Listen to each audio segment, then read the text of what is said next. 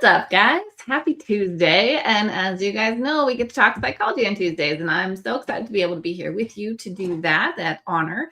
My name is Becky. I'm the coach here at BluSky, and I get to specialize in psychology conversations every Tuesday at 2 p.m. Eastern live. So if you're catching this on replay, come and hang out with us live because it's fun. And Miri, thank you for being here. And everyone else, come on in. I am so thankful to get to have these conversations with you guys. And I try to vary it up, change the topic a little bit, take suggestions. Last week I was streaming with Mike, and this was something he mentioned. He's like, that'd be a good psychology conversation. And of course, I mean, the boss is always right, but also he's right. That the talk about cutting your losses fast is such a good conversation. The art of letting go. Yes. How to not hold to a trade and a bias and more risk than we need to, how to cut your losers and let your winners run. So I want to talk about that within the lens of futures trading. So thank you guys for being here with me. Welcome, Marius. Yeah, no, and NQ is tricky today. She really just steady marching, I'm a little irritated because I went in to buy a QQQ call this morning and I thought it got filled and I moved along with my day and checked an hour later to see how it was up and it never got filled, which means also that I put my little limit on the options play and it never took it. Oh, that was a kicker. So I did not chase. I just let it go, and the art of letting go. That is a situation that sometimes we have to deal with more than I think we would like to deal with as traders. And I'm with you on that, Marius. Tina, welcome in. Hey, what's up, Matt? Thanks everyone for being here with me. So yes, today was a suggestion of our fearless leader, Mike. Inspired by literally every session that he trades in the morning, he speaks to this exact conversation about how you manage your risk and cutting losers and letting your winners just rack it up and not even giving a second thought to your losers and cutting them short right away. So we're going to talk about that in the lens of some technicals, but a lot of the whole energy behind it and the psychology behind it and why we do hold losers, if that is something that people do, and how we can try to do less of that. Doing less of the things that hurt us. That should be 101 in trading, right? So let's do it. So what we're going to talk about today and how it actually can save accounts, because it's, when I do this to my best ability, then my accounts are way happier in the long run at the end of a week. Maybe in the moment when you take a hit, you might feel it, but over the course of an entire week, one little hit here and there is water in the soil. It's nothing. So we're going to talk a little bit about the technicals of when you place your stop, what level is the trade still valid or is it invalid? And that's how you can define your risk. And so a little bit, we've already had a risk management conversation, both in the technical lab and psychology lab too, even. So won't spend a ton of time on that, but just a recap of what actually a stop risk management looks like on your charts. But then we're going to get into the psychology behind holding losers potentially, if that's something that anyone struggles with. So there's loss aversion and there's some ego wrapped into that. There's fear in a couple different ways. There's definitely some self-doubt involved with holding on to losers and hoping. So those are the invisible forces that will make us oftentimes go against our trade plan and against the technicals where we recognize, the trade is invalid and I should be taken out if this fails.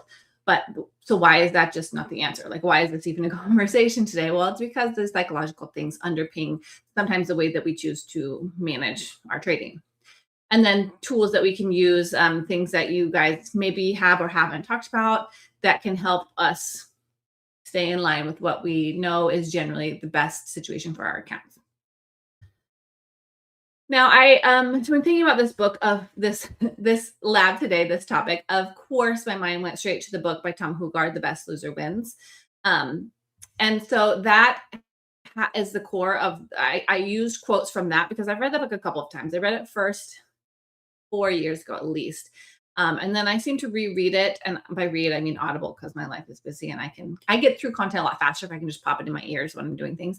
But anyways, I re-listen to it every year and a half because the messages in are so key. Well, that was a big part of the underpinnings of a lot of the messages today, because his book is literally about taking small losses and letting winners run in a full-size book. So There was so much of the psychology in that I definitely want to give him credit for, and then speak to his wisdom. He's been a trader much longer than me and has produced much larger P&Ls than me, and been in the fire, right? You learn by being actively in a situation, you learn and you grow. So we're going to speak to him a little bit today with this first quote is a prime example of why the best traders are not the ones who make the most money on their winners. They are the ones who lose the least on their losers. So if you've been a trader for a little while, you probably know what this means, because you can, take nice big wins, little wins, reasonable wins, base hits, a couple big wins. But if you have a blowout day, you can wreck so much progress. So that's what that quote is speaking to, of the traders who win the most long-term are the ones who don't have those big blow-up days. Makes sense, right? So his work cuts straight to the core of this whole conversation about surviving traders from thriving traders, where you can really get that account growth over time when you're not taking the big hits. And so every insight today that we're going to talk about is kind of from this important conversation around your ability to lose well is a massive edge in trading. That will keep you in the game long time, and it will keep you the most mentally stable as well, because you don't have the deep lows of a really hard day. Mary, as many times I marry a trade idea and I just get myself, cut a losing trade. I used to make a lot of profit when I was moving with the market, cutting losers fast. Yeah. Same. Like, we all know, I think most of the time, if you've been trading a little while, you know what it feels like to be really on point with your winners and not be overly anxious on the losers, and just letting them be a little blip in the day and not holding on to the energy or the deep, cold loss of a big loss. The sooner we can cut that, both as a chart, as a risk that's on when you have the trade on, and emotionally, the faster you can recover in all the ways. So financial capital as well as mental capital. And both those, oftentimes, if one is dipping, the other one will struggle. So if you want to keep both your financial and your mental capital on the up and up, so much more stable for the long-term growth. Yeah, it's easy to freeze in that moment too. That's part of the fear of it all. So yeah, we're definitely going to spend more time on the psychology of this conversation, because we've covered the technical, both Matt has and I have, for my strategy as well. So it's an important one. This happens to every single trader. So why don't we have a little, quiet moment for if you've ever been in the situation. So if you've ever held a trade longer than you know you should have, and knew it while it was happening, give me a little hand in the charts, a little wave. I'm gonna put my wave in the chart, because I have definitely, oh my gosh, I definitely held a losing trade when I shouldn't have, and I knew, that little voice in your head where you're like, this is dumb. I should have been stopped out. My P&L is worsening. Maybe it will come back.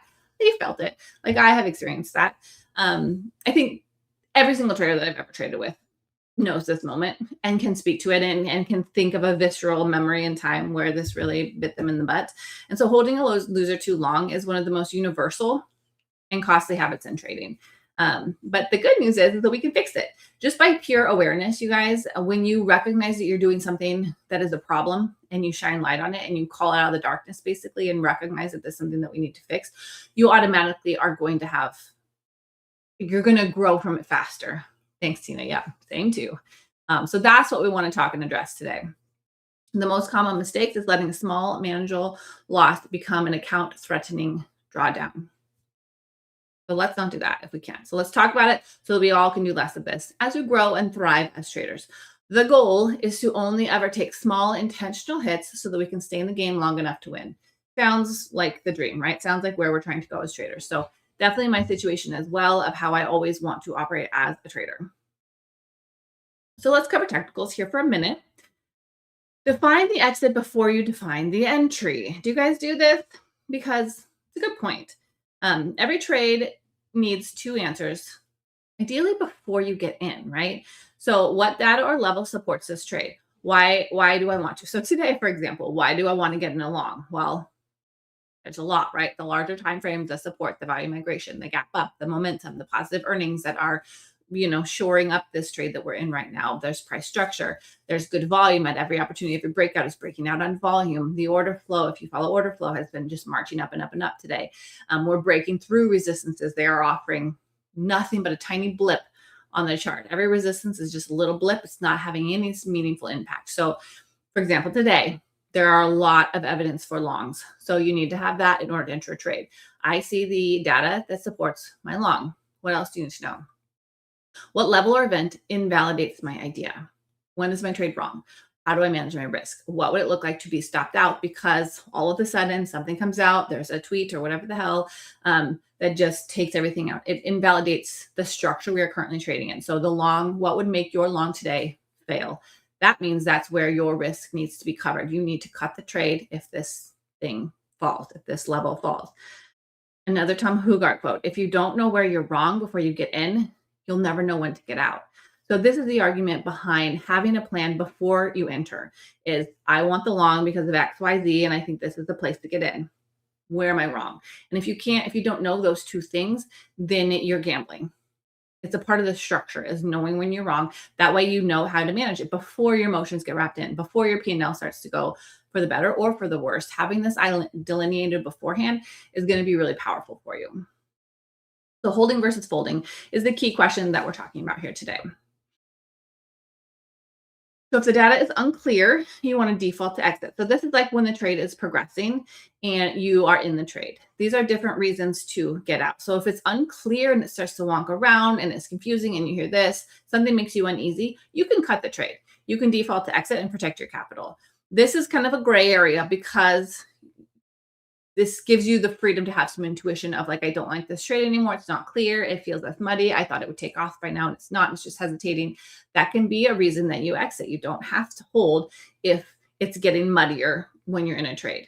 Now, if the data is refuting your trade and it's starting to go against it, that's where you get out. That's where your stop should be triggered. That's where you should cut it.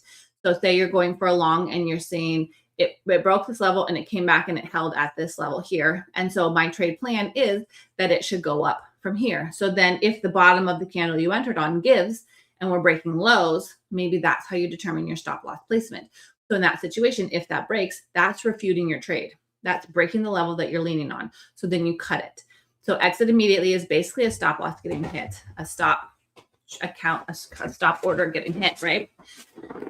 Data supports your trade. You hold and manage it, right? So sitting so low.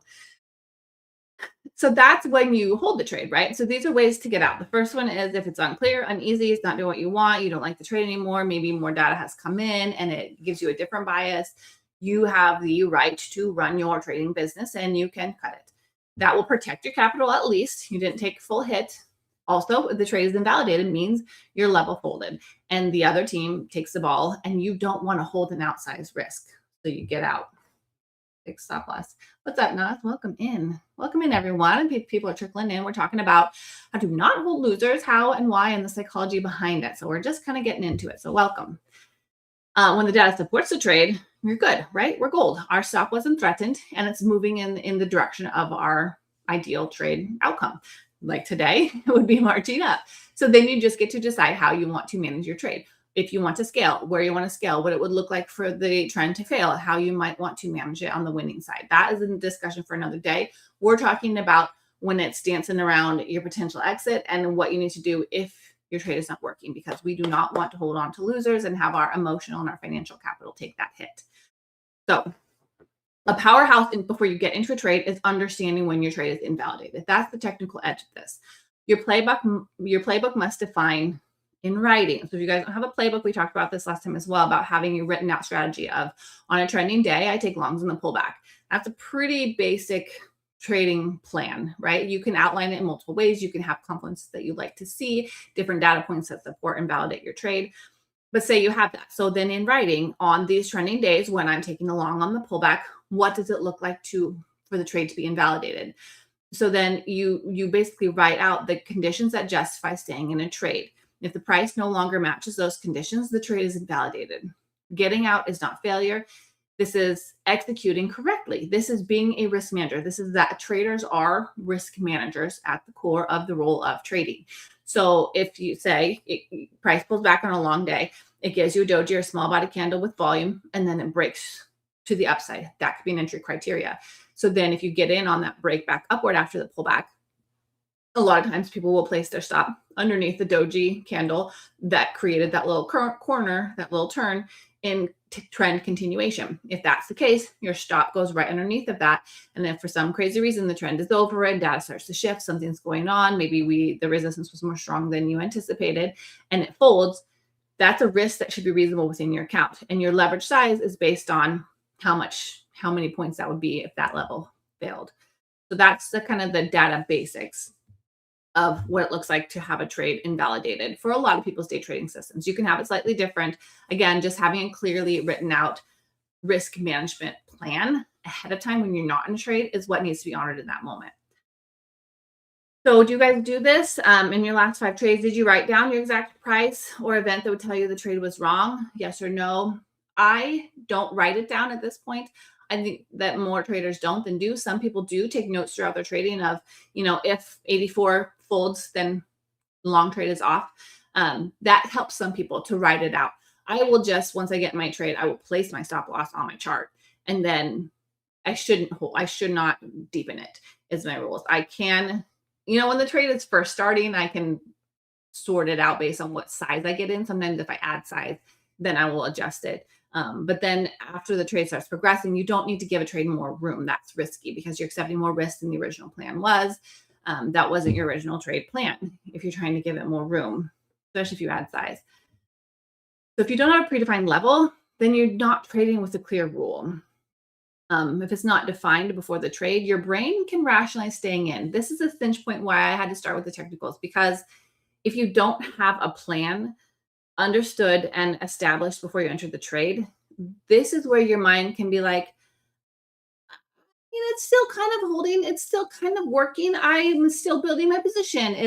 I am not yet sure exactly where I want to put it. Well, that you're opening yourself up to that grayness by not having clearly defined option at the beginning, and that can snowball so dangerously so fast. And so that's why I'm kind of like talking a little bit about having it defined ahead of time or right when you enter your trade and locking into it, because you leave that open, it can be such a slippery slope. I know, Marius. That's why we're going to get into the psychology here in a minute, because we're not actually robots. We're not algos that just automatically put it below the pivot based on 0.5 ATR, and then they walk away. We're humans. And so when we monkey with it is when the trouble happens. So let's talk about why we monkey with it and what we can do differently to try and do a little less of that, because I think that their accounts do get to compound better when we don't take outsized losses. There's just math with that, right? So I want to argue for your playbook is your shield. So rules that you have established and back tested and understand and taken the time to write out before you got into the trade. That's when you're writing it down in a calm, analytical, prefrontal cortex, focus part of your brain moment that will protect you against your emotions hijacking you, your fear of missing out, your bias wanting to hold, your ego being involved in wanting to win this trade. Those emotions will pull at you. They pull at everyone. Once the trade starts moving, there's the inclination of everyone to win. And so if you have it clearly written out in your playbook, think of that as a shield for protecting your capital, for protecting your castle. If you really think about it this way, I thought about trading as in my accounts, like you want to protect your castle, your home, your livelihood. And by doing that, you need to have a strong out front support system. And that can be your shield on your knife. And that's every trade needs a shield. That's your risk parameters clearly delineated and within reason of, a shield can take a hit from a sword. If we're going to go down this rabbit hole, it can take a hit from a sword and be fine, but it can't take like a freaking cannon, right? That knight's going to be taken out. So it needs to remain reasonable to be able to hold the grounds, to protect the castle. So precision reduces pain. So a tight, well-reasoned invalidation level means a smaller loss and a faster recovery. So in that situation, you take that small hit based on your pre-defined levels, your reasonable leverage size, so that risk isn't big. Then you get to have a smaller loss and your capital, both mental and financial, is holding. So when you get another good trade opportunity, you're still focused, you're still able to not be super emotional, and you still have some wiggle room in your accounts to capitalize on a better opportunity once more data prints and you see it more clearly. So a lot of reasons to try and really stick to your playbook with your risk management. Now, this is just a little bit of math behind why we're having this conversation as well, that small losses grow accounts and big losses kill them. Like, I don't know if you haven't felt that, then you're very new to trading, because the big loss is a big hit, and it really wipes you out, takes you down, hurts your heart, hurts your soul, hurts your money. So the math is very, very real. A 50% drawdown requires a 100% gain just to break even. So you have a $100 account, just to make the math easy, and you lose 50 because you took an outsized risk for that account and you gave up 50% on that trade. Well, then you have to make 50 just to get back to break even. You have to make 100% of what you have left to get back to just where you were before. And so every time you take a bigger hit, the hole digs fast. And I don't think we think about that at the time, but then you really start to get in a deeper, deeper, deeper situation. This graph shows you that of the percent gain needed to recover. So 50% loss is this 100% gain in order to just get back to where you were. So over leverage and wide stops are not bold trading. They're just dangerous choices. They hold a lot of destruction. Welcome in, Piper. Nice to see you back. Love it when people come and hang out. So small intentional losses, you guys, compound in your favor. So look at the left side of this graph. A 5 or 10% loss, those teeny tiny little bars on there are very small in the grand scheme of things. Like you can make back, an 11% win to make back a 10% loss. That's very reasonable. That leaves you a lot of cushion, and you don't have to take a big hit and have a lot of regret automatically pulling at your emotions. So every controlled exit keeps your buying power intact and has you have options, right? On a day like this, say you got a wild hair and you decided to try and fade this market today. I don't know if y'all have looked, but that would have not worked out. So hopefully if you tried that, you either were very strategic with your location and very small size and had a tight stop loss, because if that happened and you were wrong and you really just thought this resistance was the resistance, you can take that small hit and kind of like reframe, like maybe take a little break, do what you need to do, say, why did that not work? Maybe it's because we're in this massively bullish day. I should probably be looking for longs instead of shorts. But you would still be cognizant because your stop would have been small and logical, and you didn't overstay that hit, and you had room in your account financially to take another trade when you saw it more clearly and you saw the better opportunity. And you weren't so pissed off that you just quadrupled your risk on that short because you were going to be right. And of course, we're going to fall because we already had so much bulls already that the bears have to be here. So prime example. I mean, today's just giving us a beautiful example of that. We'll talk about that, Mary, because like if you do give yourself a wide stop loss based on your strategy, you just need a position size for that. So if you have a 50K account and you want to give it, 50 points or whatever on NQ for your stop loss, then you want to be able to trade just a couple of micros so that when that hits, it's not a huge loss. So if your strategy is such that you give it this room in order to capitalize on this, can you let it play for hours? Then to know that you have to take this much risk, you just have to figure out your leverage size with that so that it doesn't take you out. Like it shouldn't be half of your account. But you can have it strategy based if you back test it, which I know you have, Mary. I know you show up for the work of like studying your strategy and making notes and seeing what works and what doesn't work.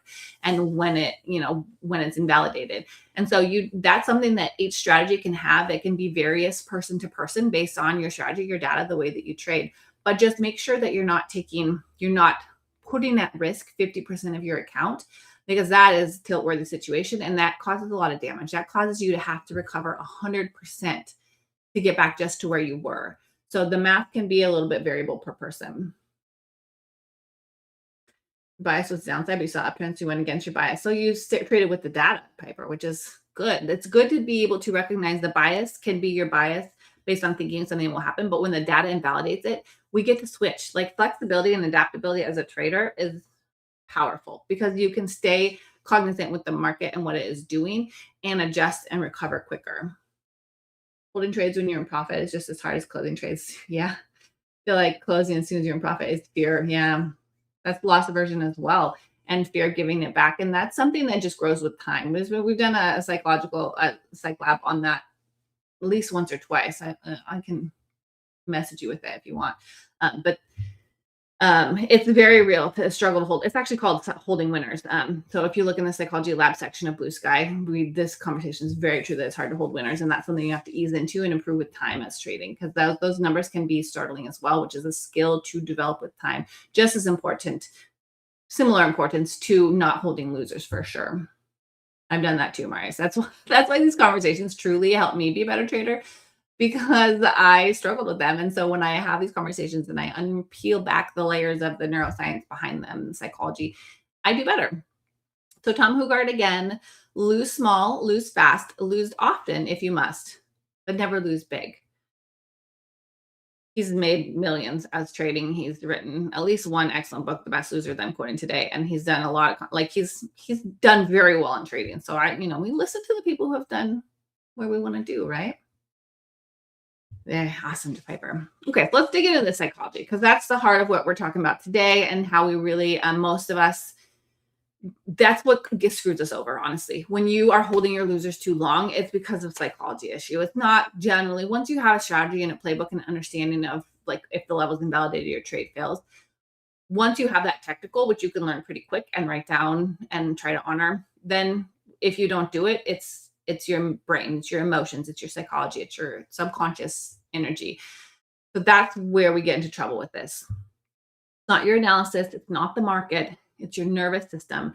And that's where the human part of us is wired into us to different degrees. And depending on how much attention you've given to your personal psychology, will depend on how fast you pull out of this. I had a lot of work to do in my psychology, and that's what led me down all my rabbit holes that brought me to you guys today of doing a lot of work in this department and kind of uncovering all of the layers of like why I was doing things that hurt me on trading, such as holding losses too long, what part of my psychology was holding me back, and how can I rewire that? So it takes time and awareness. So let's break down some different culprits with this. These are 4 major ones. There's going to be more, but obviously we only have an hour today. So we're going to focus on the biggest ones that impact. One or more of these will be a big factor for most traders who have an inclination to overstay their welcome in a trade that is not working.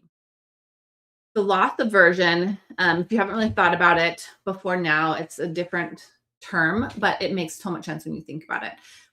That humans feel losses twice as painfully as the equivalent gains feel good.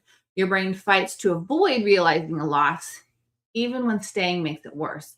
So if it's going against you, you don't want to take a hit. You don't want to end the day red. You don't want to trade to lose because when you got into it, it was going to win. So it's like you're automatically feeling pain and that stomach tightness and some anxiety when your trade is slightly red. And so that is one reason where you can be like, if I just give it a little more room, I might not have to take the stop. I might not have to take it red. It might turn and go green. This trade could still work. I don't want this pain. And I don't know if you guys have heard that statistic or thought about it, but when you have a big losing day, it can be gut wrenching. It can stay with you. It can keep you up that night still. It can carry over into the next day. It can carry over into different aspects of your life. When we have a big win, there is a high, but it's less. Like neuroscientifically, it's less until you can retrain that in your mind and your body to deal with these things differently. But the natural human inclination is like 2 to 1, that the losses cut you deeper and have a bigger emotional impact than a win does on the inverse of that. So it's something that we have to really try to recognize as our neuroscientific, like emotional response. And you have to try and neutralize those things out. Like bring the highs down to like a reasonable, like you're winning because that was a really good trade and you have a skill as a trader. And the losses, we've got to sort of normalize that a reasonable loss is a part of trading and not a bad thing. It doesn't have to be so painful. Ego and identity are a big, big part of this. So taking a loss can feel like admitting you're wrong, but the market doesn't know your name. Like it's not coming for you. It's just moving. So it's not personally taking you out. Protecting ego does cost real money because you want to maybe you're in different chats or whatever, and you want to be able to tell people that you killed the longs or whatever. By fearing what other people will think or what you have to tell your spouse or to face your P&L on your own later that day, does it mean that you're really never going to make it as a trader? Is your identity as a profitable day trader that you are fighting day in and day out to live up to? If you take a big stop out, does that mean that you're not that person? Like these are questions that a lot of traders will experience. I certainly did, of like, I know enough to be profitable. I have a strong system. I know that I can be a consistently profitable trader and hit these higher levels. but I don't want to lose. Like, I don't want to take this hit. If I take this hit, then I have to recover it. I was 1 day away from payout. If this hits me, then it's going to be 2 days away. Like, I don't want to feel that. Like, I'm a winning trader. So I need to just turn this trade around right now and not let it be the situation. Today's supposed to be green for XYZ, whatever goals you're working towards. If we break it down into that day and you make one day, one trade matter too much, then this is where this gets really muddy of like, it starts to feel like a hit to your identity, which is a problem. And it can be really subconscious. Market doesn't. Self-doubt is a part of that as well. All of these kind of play into each other and feed each other in different ways. But self-doubt is where this identity, maybe you're striving for like this consistently profitable trader identity, and then the trade starts to go against you. And maybe you were red yesterday and you get into a trade today and it starts to go against you. And automatically all the curse words are streaming through your mind. Second guessing your rules mid trade, second guessing if you know what you're doing, second guessing if this was a really good setup or not, if you are right or not, if you should have listened to so and not so and so other ways.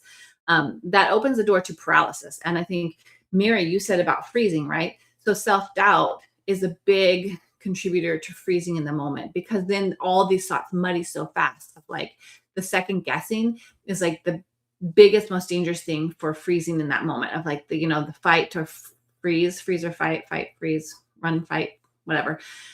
If the trade is going against you, do you fight? Do you freeze? Do you run? Do you hide? Do you just close it? Freezing is a very real risk of like when you start to think, oh God, was I wrong? Should I not trade? What do I trade? What if I put maybe my stop loss didn't need to be there? Because even though in my rules it's delineated as it should be there, maybe it doesn't need to be there. And then you can start monkeying with your system and be like, maybe I'm squeezing it. Maybe it actually needs to be one level farther. So it just has the variance of the moving of what it's in. And so you're starting to monkey with it. You're starting to give it more room. You're freezing and just taking the hit that you predefined. And so that self-doubt can really cause some mismanagement of a trade. Yeah. Fight, flight, or freeze. Thank you. The words were not coming out my mouth. Those are the three things when stresses are placed in the body: is fight, flight, or freeze. So the self-doubt can cause a lot of the freezing. And then you can not take the hit also. Like, freezing can be just letting it happen, but also it can be freeze with like placing a stop on your chart. Because some people will just enter a trade and then they won't quickly enter a stop. Targets is something that I think if you don't enter them right away, that's fine, because ideally you want to figure out your runners and like try and capitalize on a good trade entry. But a stop loss needs to be figured out pretty quickly and established and held to. And some people can do it mentally. Mike does them pretty mentally. He doesn't put them on his chart. He will just cut his losses. I still put them on my chart because I think that's really protective, and it protects you against variance of like true social, what happens, chaos can just take your trade out. And I would rather it be a loss that I've accepted versus an outside crazy town situation. But freeze can be not putting a stop on the table and then just letting it bleed. Very dangerous. Fear of missing out is the last one here on the screen of what if it comes back? The most expensive question in trading. But hopium is not the answer. Hope is not a strategy. Rules and a playbook and an understanding of the data is a strategy. And then emotional management is a requirement to let the strategies play out over time. So the what if it comes back? What if it works? What if it just needs a little bit more room? That is the question that will wreck you. That is the question that will wreck accounts. And we get away with it because sometimes it works. Sometimes you say, what if it comes back? What if it's going to work out? Sometimes it works, and that can make us want to do it more. That can make us want to F around and find out that it worked last week, that I just said a little prayer and I gave it a tiny bit more room and it did turn. Well, the next time it could double your loss because it doesn't. That's not a strategy. Overthinking can also cause freezing. Yes. Overthinking, I think, plays into the second self-doubt for me too, of like getting into the anxious, like, what if? And that is like, you can get analysis paralysis. You can start looking at all these different time frames and like, zooming in on your RSI and your volume and measuring if one is slightly, instead of just really having your predefined plan and sticking with it. That overthinking and self-doubt can really cause you to hesitate on letting a small loss stay a small loss and giving it the room to get you into deep trouble. So let's get a little bit deeper into these things here. So we've got a little time to like dig into the psychology around this. Okay. So I want to like uncover it all, maybe help someone have an aha moment, see if we can figure out some root causes here and have some breakthroughs. So Tom Hugard on what's really happening in your head. And I love that he kind of got into it in that book, which is probably why it's one of my rereads on in my book, in my library. So your mind is not designed to trade. It's designed to survive. And in survival mode, hope overrides logic every time. So that is talking about how we are, humans. We are animals at our root core. Like the brain was designed for survival. And the world right now is very, very different than it was a long time ago. And so our problems are different, but that there is some survivalist mode in us, which is a lot more of an emotional response than a logical system is. Also, the amateur waits for certainty. The professional acts on probability and exits when the probabilities shift. So when you're waiting for certainty, it can cause some paralysis and fear and anxiety and mismanagement. Whereas you just probabilities means either this trade will work or it doesn't. You're not so fixated on everything versus having a probabilistic mindset and a positive expectancy with certain trade setups. And so, today the probabilities were on the side of longs would work. And so if you got into a long, then you needed to manage it with, a risk under the pivot point and let it ride. And so to just stay present with the data as it goes and stay kind of flexible and manage it with like eyes wide open type of energy. Miriam, trading competition and trading here. Oh, brain rot.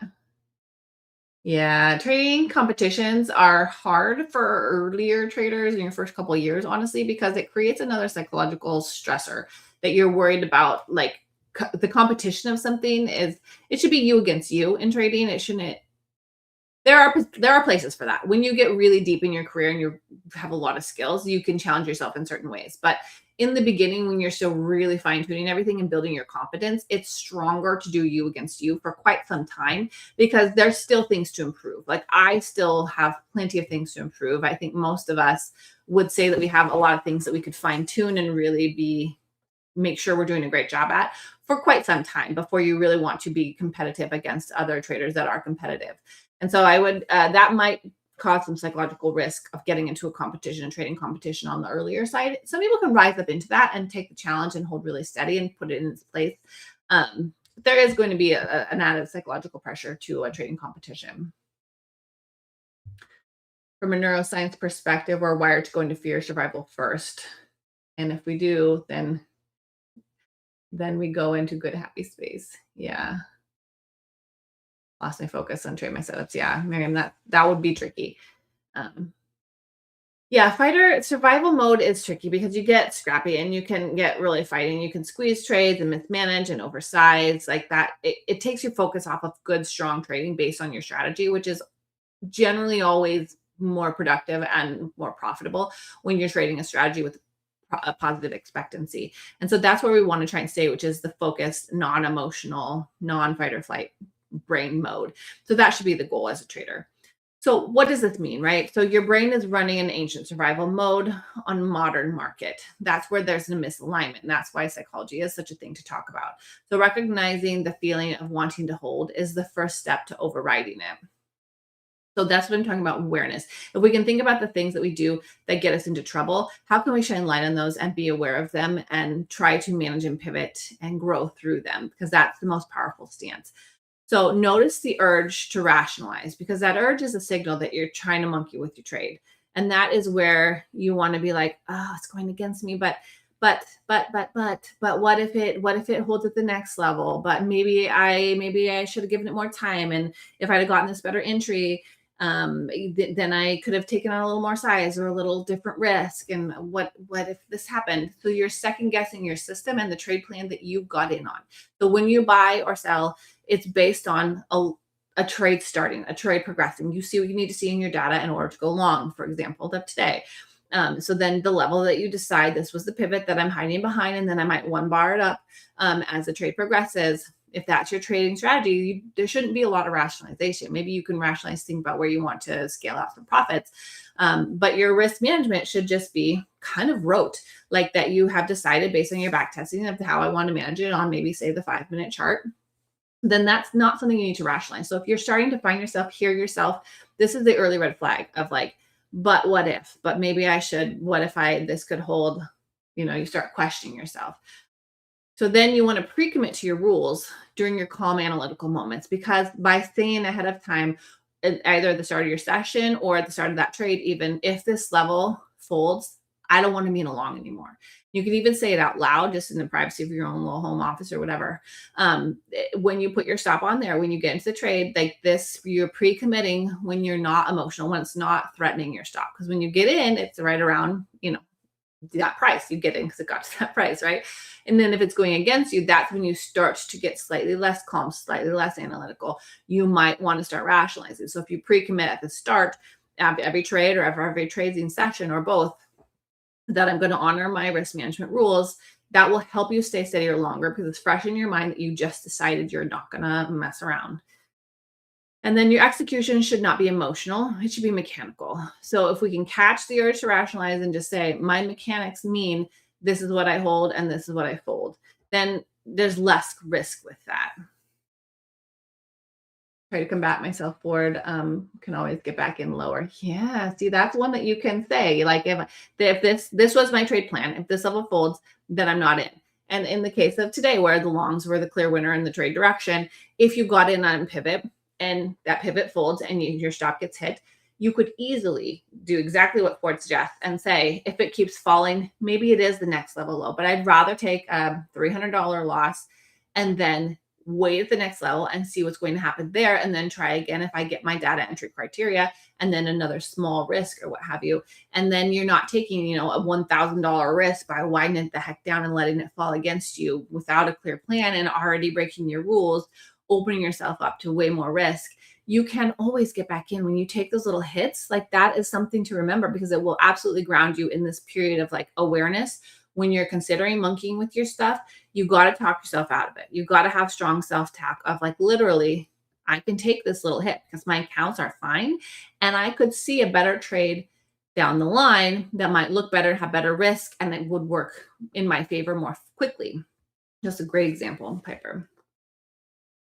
Yeah, make it road. What story do you sell yourself when you're holding a loser? So hoping it reverses. I think you guys know what I mean on that, right? You guys have been active in the chat today. I really thank you guys, Piper, Mary, Tina, Ford, Marius. Appreciate you guys.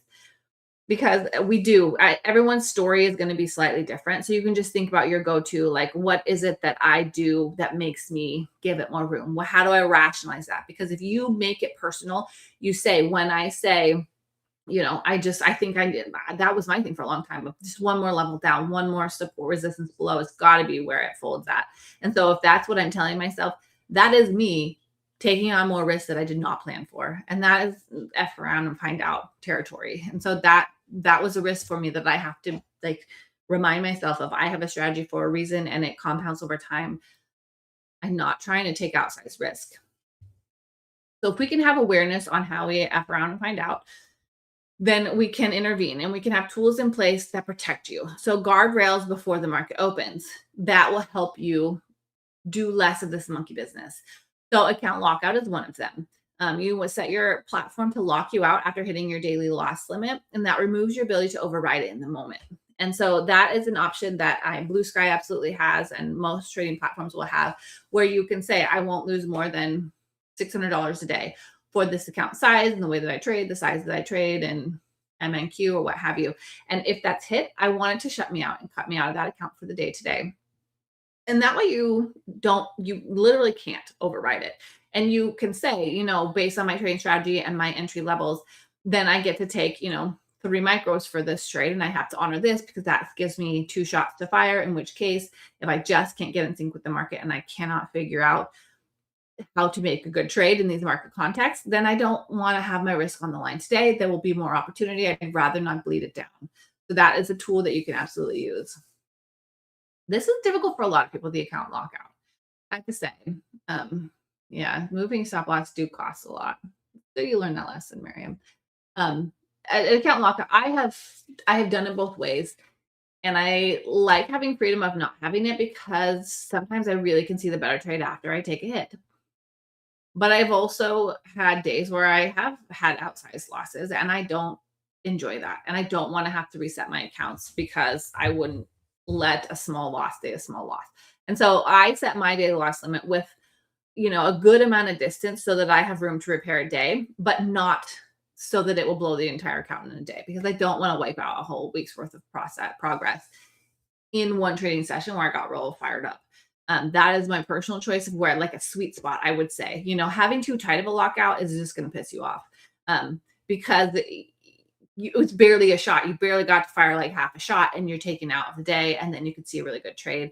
And maybe it wasn't that bad of a loss. If you say you only have a $200 daily loss limit, maybe that's too tight. And maybe it's going to really cause you stress and anxiety by constantly being taken out day after day because it just wasn't enough variance for the market you trade and the style that you trade. And so I think that there could be a sweet spot with this tool if you can make it work for you. It does need to work with your psychology, and some people don't use it. We had this question in the podcast actually, I think last week, and Matt and Justin don't use them. And I occasionally will have an account that I don't put it on, but I try to. So daily loss limit, account lockout, kind of same thing, right? Where the max amount you'll lose in one session. It's non-negotiable. That's something that you just write into your trade plan. But I would say is the finding the amount is personal. And so it's not even like a 50K needs to have a $500 daily lockout. You still have to figure that out amongst yourself. I don't think it can be static for every single person across the board because people have different trading styles and different metrics and different ways that they like to scale and what have you. But try it and see, maybe just for a week, with different amounts, and you can see how it feels. And if it's causes you more stress than benefit, then don't do it. But it is a protective thing so that you won't have outsized losses in a single day. Post-loss reset protocol is something that we've talked about, in all kinds of different terms and different psychology labs. But basically, it's having a ritual or a go-to choice in life after a loss that settles you back down so that you don't get into that like amygdala emotional fight or flight response and start fighting with the market. Because taking a small loss and letting it be okay is the crux of all of this, of being able to wait and stay calm and see another good setup and trade strategically with the next best setup, and not having an emotional carryover where you're over leveraging to make it back faster or just really monkeying around with your entries and exits. So that can look like different things for different people. Stepping away, some breathing practices, journaling it out, messaging with a friend, calling a friend, walking your dog, playing with your kids, maybe getting something to eat because you haven't eaten enough for the day. Tilt energy has to be discharged before the trade. You have to dump that charge. You have to let go of that emotional carryover so that it doesn't pull you back under. Because tilt is the risk, right? This whole conversation of don't hold a loser is aimed at don't tilt, right? Preventing the tilt, because losses trigger tilt. Like that, like a nice, reasonable win that grows your account, no one's going to tilt on that day. I mean, the issue would be, right, I guess, if you had a nice solid win and then you took one more trade and it started giving it back, and then you could get into a tilt situation then. But then again, the catalyst there is giving it back, is taking that small loss and giving back some money, whether you realize it or not. The whole point of this is preventing tilt. And so you need to have something that you do, and it doesn't have to be all of these. Pick something, one thing that you can consistently do, make it reasonable, make it within your norm of what brings you peace to do after every small loss. If it is that walk or a snack or playing with your pet or checking on your kids or whatever, just do something after each loss to try and circumvent the problems that could ensue. I always feel like I can correct bad trades. Yeah. I think so. I think make it non-negotiable, at least to have this post-loss something in place to make sure you're steady, to make sure you are still focused. Because a lot of times we can fix the bad trade. Sometimes you take a trade and it wasn't it, and that gave you data. The fact that the trade you thought was it didn't work gave you more data, and you were good traders. Like if you guys show up to these live streams and these classes and to the market every day, you are driven to be a successful trader, and you've got to have a strategy. So then a lot of times you can make it back. The key is to make sure that you're steady and focused to make it back intelligently and carefully and within your system. And so you got to make sure your losses are kept small enough, and you do something to make sure you're still focused enough, because you just don't want to tilt. And then I do like having it written down in your playbook. So your strategy is, this is my trade setup. This is how I get in. This is how I manage it. You can also put in there, write it down. After a small loss, I am going for a 2-minute walk just to my backyard to look at my tomato plants, and then back in my house, right? Even that can be enough to really be impactful. And then having someone who knows what that is and then keeps you accountable can make you do it. So having it be non-negotiable. Yeah, even a bad trade is data. Absolutely. Like today, if you tried to shoot a shot at a short, we hit many resistances we have hit today, and there was a little response at most of them. If you tried and that little response failed massively, then that should trigger you of like, the bullish momentum is on fire. Let's not short anymore. How can we try and trade with the power? So at the next pullback, instead of trying to short it, I might see if the next pullback gave a turn and I could join the direction. Even though we're pretty extended, you can have a strategy of it, or at the very least say, I'm trying to fade a bullish market. Maybe today's not my day. A bad trade can be data that makes the rest of your day at the very least okay or better. So I think that these are just some different ways to think about, if you don't have any of these, if you don't do all of these, something to put into place so that you don't tilt, so that you keep your losses small, so that your account can grow. Add a rules my operational manual this month. Yeah. And you read it before trading. Very good, Miriam. I do that. When I do that, I trade better every time. When I review my trade plan, I trade better.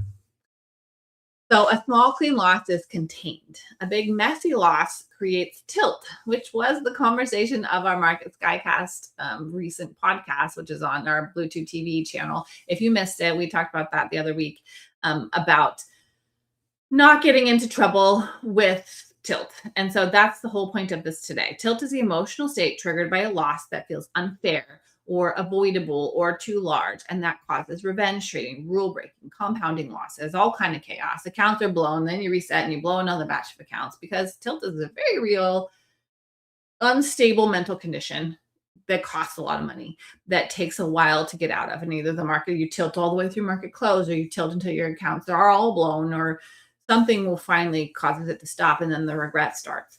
And it's really unpleasant. And I don't want that for any of us. And it's something that everyone experiences and learns through, but the lessons need to matter. Like a tilt day holds a big lesson that we have to take as traders, and has to matter. Otherwise, it's going to happen again. If you don't say, the days that I tilted were terrible, and I need to not do that again, and I need to do things like what we're talking about today in today's psychology lab, so that I don't have those days anymore, because they're freaking awful. That's a conversation to have with yourself. And to say, what can I write down? What can I honor? What can I choose to always be cognizant with, so that I don't have to deal with that all the freaking time? A small loss accepted cleanly and quickly carries way less emotional charge. And so a reset ritual brings you back to neutral fast. So if you can keep it small and reset quickly, then you can get right back in the game. So the size of your loss determines the size of your recovery, emotionally and financially, which I think is very, very true. That's another Tom Hoover quote. Like, that's the reason why I quote him a lot in this episode. Because if its loss is small, then your recovery is going to be easy. If your loss is huge, then your recovery is going to take longer and be more challenging to dig out of that hole in all the ways. Yeah, peace instead of tilting. Words to live by for all of us. So I just have to give a little nod to Mike. I don't know if he had the time to stop in today. He trades every morning, Monday through Thursday with us. And so I don't know that he's here, but I did, maybe someone will tell him that I give him a little love today, because he really leads by example with this. A stop loss. This is what he says. This is like quoted from the I wrote down. A stop loss is stupid. We're not here to lose. Always manage a stop gain and never let your losers run. And so you guys have heard Mike, if you trade with him in the morning, he says that stop loss is stupid. Always have a stop gain. And devil's advocate, Mike, don't judge me too harshly because I love you, but he's such a good trader that his trade's going to profit so stinking fast that he gets to have stop gains with every trade, because he's just always in profit. And so kudos to that life. And I want that for all of us as well, so that you're constantly just having to manage risk on a losing trade, right? Where your trade is always in profit, and you're just managing your stop gain, and you're moving it up with the trade. And always, if it goes against you, maybe instead of making $5,000, you make $4,000 because it came back. or, whatever, $400 versus $500 because you have a stop gain in place that's protecting a big fall, a big flush. So I love the idea of a stop gain. So that's the next. I've said stop loss a lot today, but basically it's just managing your risk if the trade goes against you, whether you just got in and automatically it's not working, or you got in and it's moved into profits and it's coming back. You want to make sure that you're protecting your gains as well with the stop gain.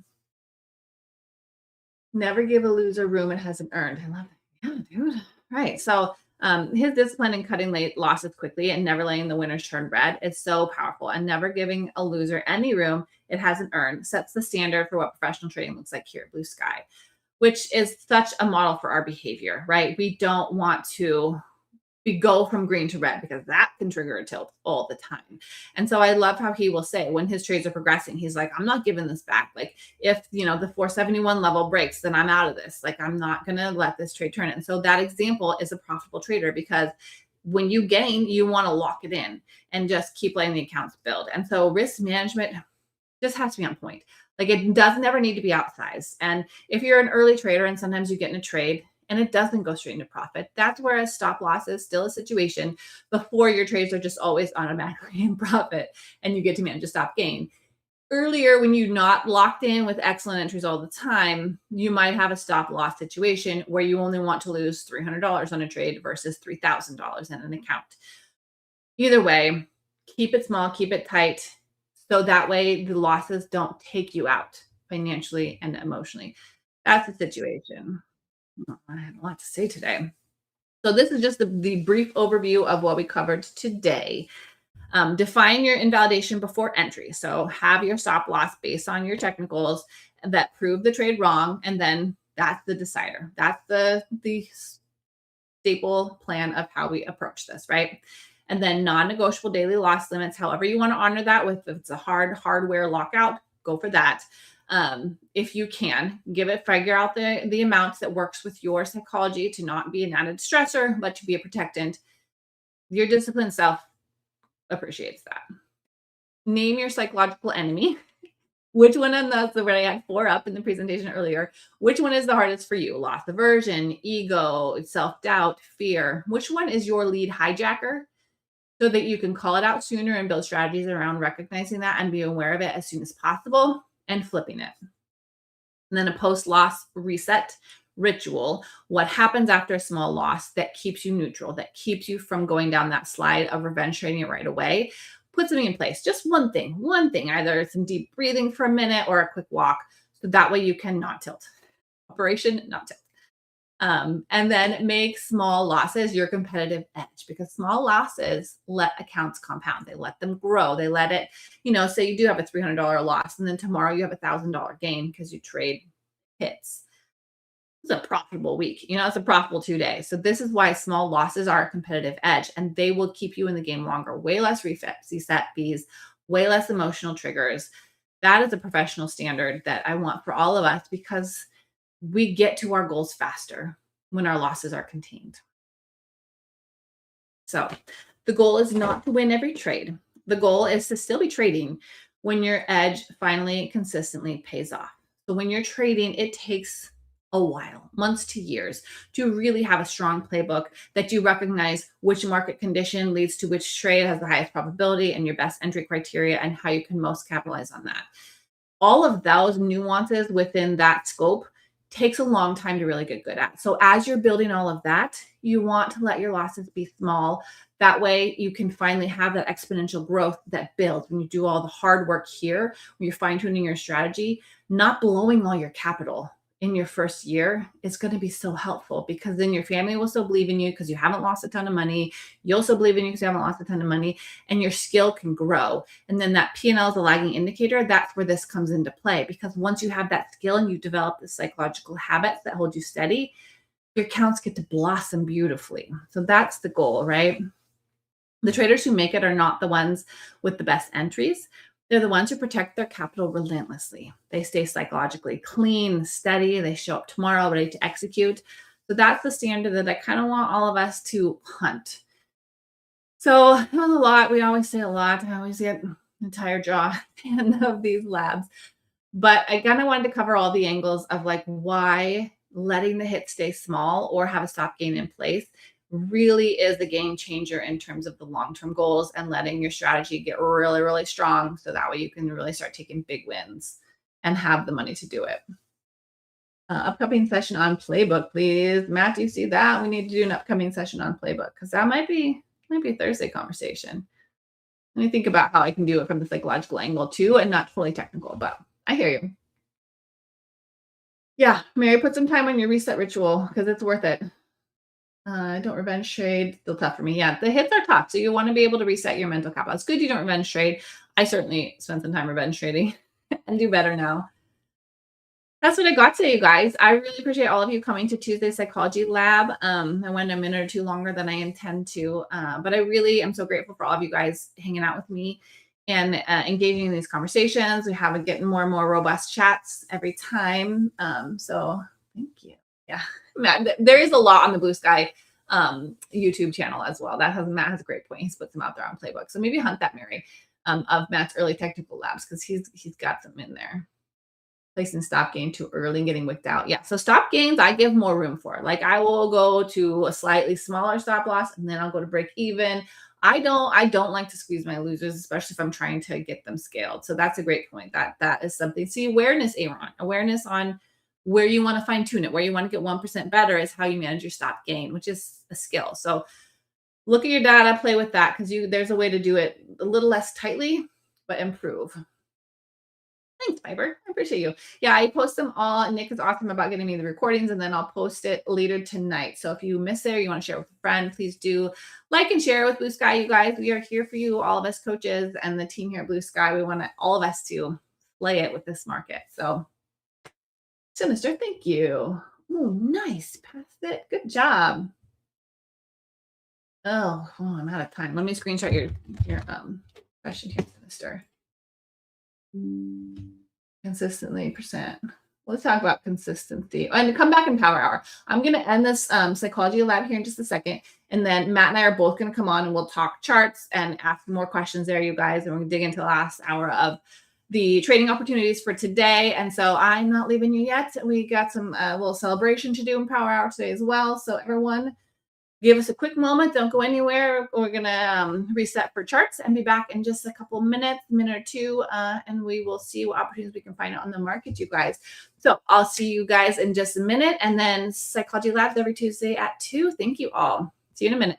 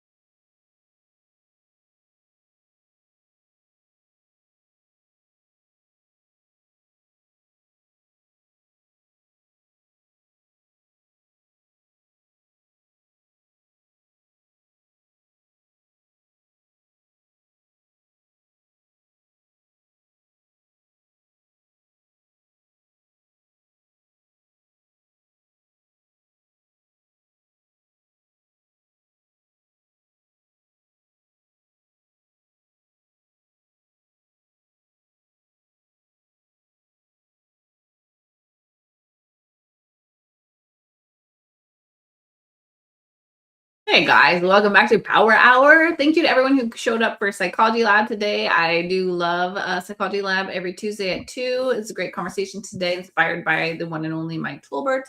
But now let's see what we can see for the market closing today. And I don't know about you guys, if you pass all your accounts, I mean, you can get a new one if you want. We've got some killer sales at BluSky. It's 30 off right now, all of our launch plans. So maybe you need some more accounts after this insane action today that apparently is just relentless. I mean, Matt, these bulls are insane. The bulls are relentless here, and I'm here for it. I love Yeah. this breakout.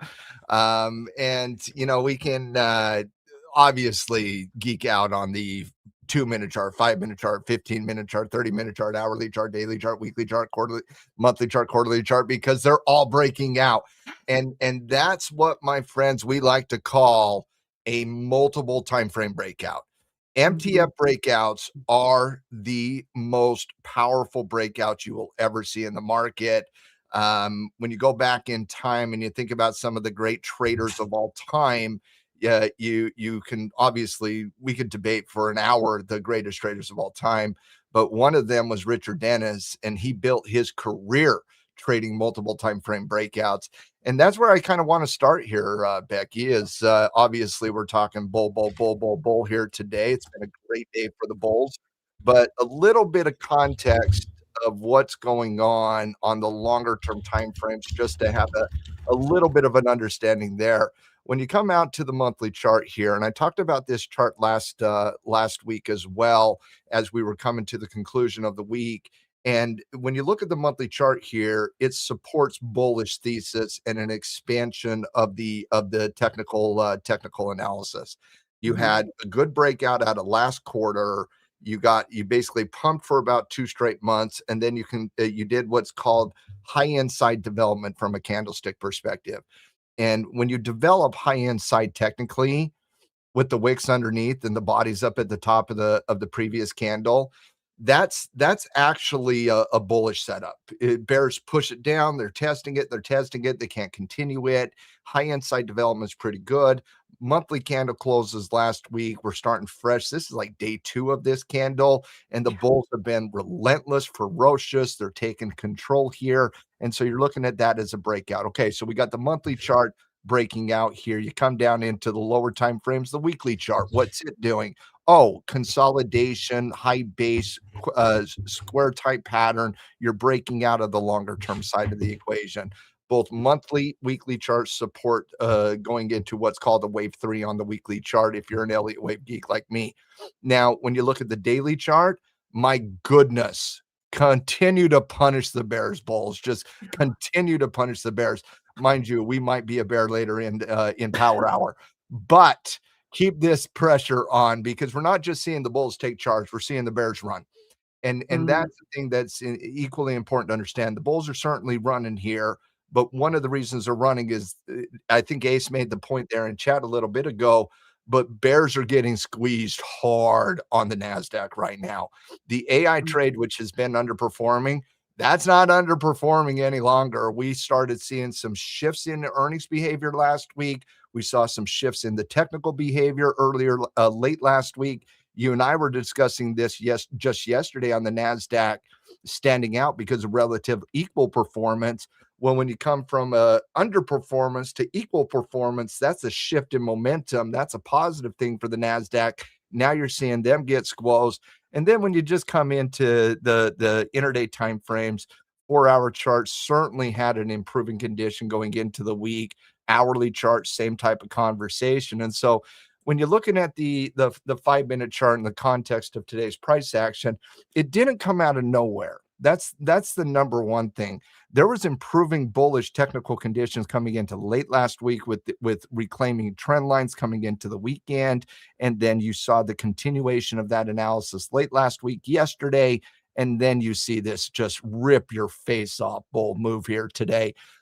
Just an absolutely shellacking of all things bears here today. And as well, I'm not the resident perma bear. Breezy's just as big of a perma bull as I am. But as one of the resident perma bulls, I'm all here for it. I'm loving this Living your price best life action right now. today. Like wave 3, long-term chart, wave 3, earnings supports it, alleviation events, hypothetical deal for at least the next 3 hours on the Straits of Hormuz. We're ready to rock and roll. And now we come in and we look at where we're currently at here, because that's kind of looking at the lay of the land, the technical landscape. Everything looks good. Now it's a matter of navigating the intraday side of the equation. And when you're looking at the current pattern here, I still think everything supports bull, but I'm currently flat, and I'm just kind of, I guess there's a little bit of hesitation on the bull side coming in, just it coming into power hour, just I coming in mean, power hour, because it's been such a pump today. You know what I yeah, mean? Like, yeah, and we're finally starting to see a little bit of momentum shift here. yeah, So I'm a little bit hesitant, let's say, after such a momentum pump coming into power hour. yeah, But always open to it. But I do think the best trade here, I think the most here's, see if you agree with this.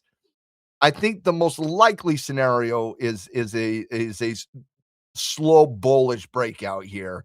But I think the better trade might be a little bit of a fade breakdown coming into the close, just to see a little bit of a wick, bulls take in some profit. But that's going to have to develop. As of right now, this is still a bullish pattern, yeah, still a bullish trend.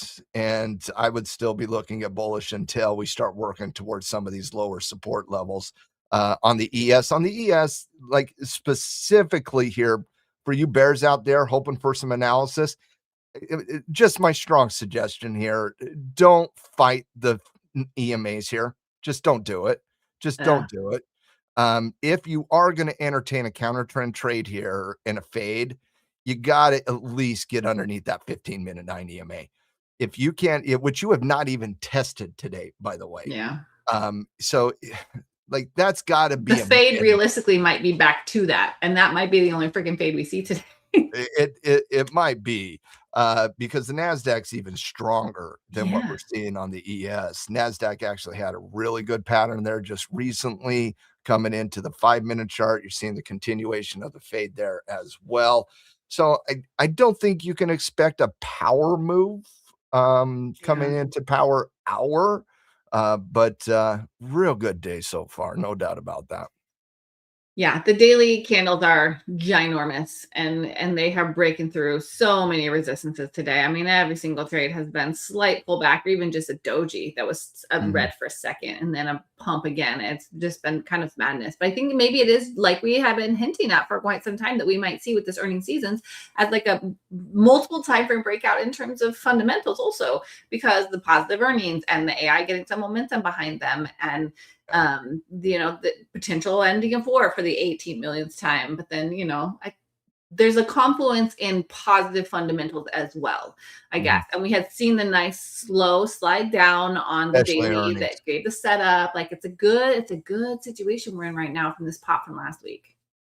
Yeah, it's the environment. Like the amazing thing is the earnings environment supports, and I've been a broken record for like 3 weeks on this. It Yeah. supports upward movement in price. It's undeniable. Like anybody who understands how earnings works, like the last 2 earnings seasons have been lights out amazing, quite frankly.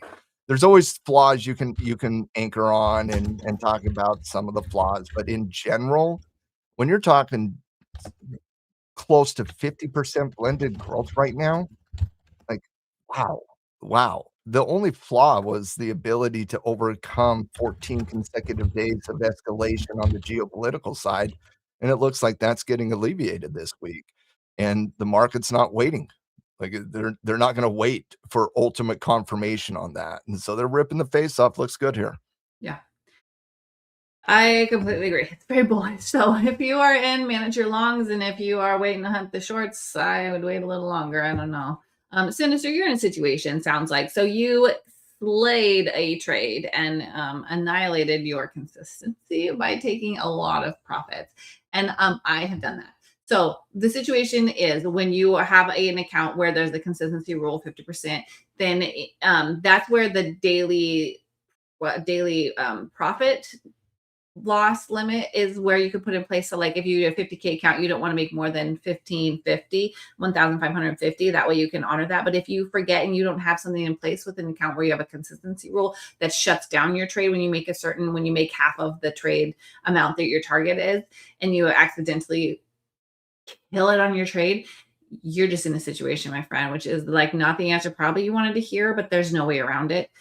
Just because there's a black and white rule at the beginning. So if you are at 93% consistency, then you need to make a lot more money to pass it, which is a bummer. Basically, your goal, if you were aiming to make $6,000 to pass it, and now you're already at like 7, but most of that was in one day, then you just need to make like $12,000 to pass it. And that's like something that you don't always think about on an account with the consistency rule of 50%.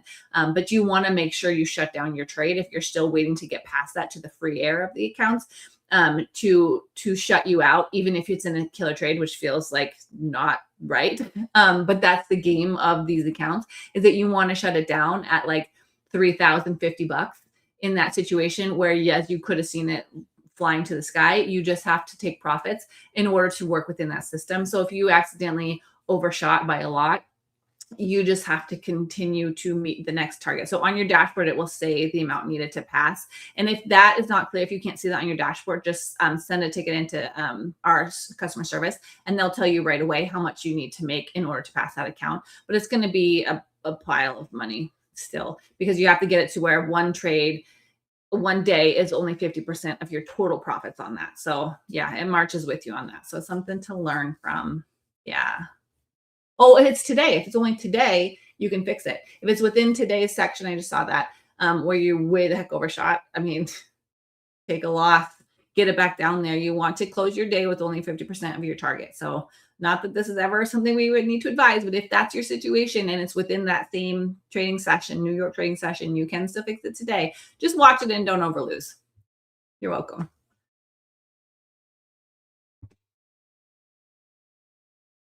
Yeah. That's one reason. So a daily loss limit is a rule that you can make, it on that exact same risk management page is where you can put your daily profit target, and then you can have it liquidate and block your account too. So in that situation, moving forward, maybe it's not your jam to use a daily loss limit and lock you out. Maybe you just like to manage your risk on the downside personally, but managing your upside risk, if you're still within the 50%, you don't want a home run that makes you have to earn $4,000 that week. You want to be able to say, I made, literally your goal shouldn't be higher than that when you're in the consistency phase. And so just set that every time. You don't have to do both. Yeah, Becky's talking about best practices on that prop firm side of it. Yes. I love the conversation. I'm just gonna say, great trade, bro. That's Cheers to all that. I'm gonna say. I'm gonna say great trade. Figure out the other issues, how to navigate that, but rinse and repeat, brother. Yeah. Way to be a boss trader. That's a great point. I'm not like, just great trade. Oh, Great trade. great point, Matt. Yeah, there's a situation to deal with, and there's rules in this prop world when you're trading with someone else's money and they're holding the risk. But know what they Oh, are. you gotta learn to play the game with the rules. Absolutely. Yeah. Absolutely.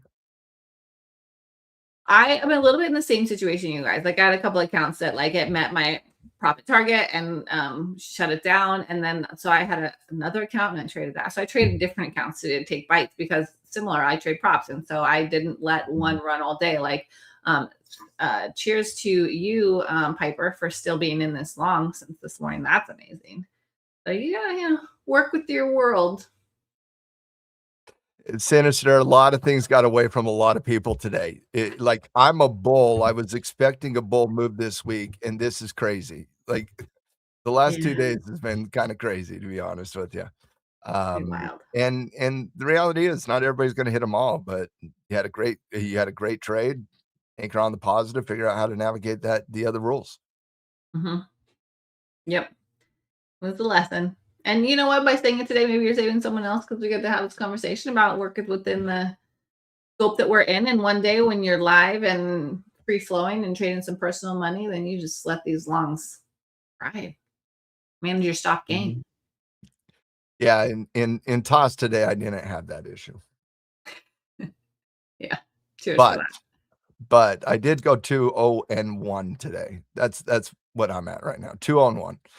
My 0-1, I took this trade right here on this breakout here. Oh, nice. Yeah, and that's came down.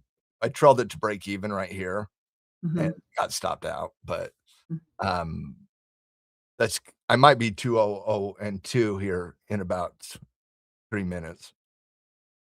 Right along now. No, I'm thinking about taking the breakout, and I was anticipating getting faked out on it. Yeah, it's tricky. Now we have 36 minutes left of New York session. So it's very interesting time because we're getting close to the end of a massive day. So it's so hard to think that we should short, but then to think that we should long after this big day when there's no wick after a huge candle is Mhm. uh, there's risk to both sides. Um, I agree with that, by the way. I'm just my was regarding what I need to see to entertain the bear, and I need to see this pivot down here, Hmm. right there. The That's the one thing I can't do. Like, Yeah, it breaks rules for me. shorting up I high. can't short this level. Yeah, Other people will, right? Other people will. it I just broke the can't. five. I'm like, hmm. Yeah, and the reason I can't is because that goes against rules for me, Yeah. and I'm not gonna go against my own rules. My rules are there for a reason. They're there to protect me against doing things that I have historically done that has not worked out for me. And so that's to me, that's a bullish pattern. I gotta think bull. Yeah. And if I'm gonna entertain the bear has to come through reversal analysis. And right now, when you have increases in support against the backdrop of neutrality on that 5-minute chart, that's not bearish. That's bullish. And even though, like, mentally wise, like, I'm with you, Becky. Like, I have a hard time seeing the market really have any momentum the rest of the day. Yeah. They've already had all of the momentum, It's been a lot. and it's pretty clearly over the last hour that the momentum has ceased here. Yeah. And so like, I still look at the breakout there, but I'm kind of anticipating down here around the 64 level. And if that occurs, another rule I have is I can't go against the 5 or the 15-minute 9 EMA. And so I get if you're down here around 64, look at that pocket, you can fade back down. Whereas here, you gotta target 70. Like, you have to. You have to Mhm. target the 15-minute 9 EMA. Like, I don't know how you can look past it. I really don't. It's such a powerful algorithm level. So, like, I see a short, I just feel like this short is on a breakdown on a confirmation of a short reversal side of the equation, and I don't know if we have time other than a scalp coming into the close, so that might Yeah. be a tonight conversation. Yeah.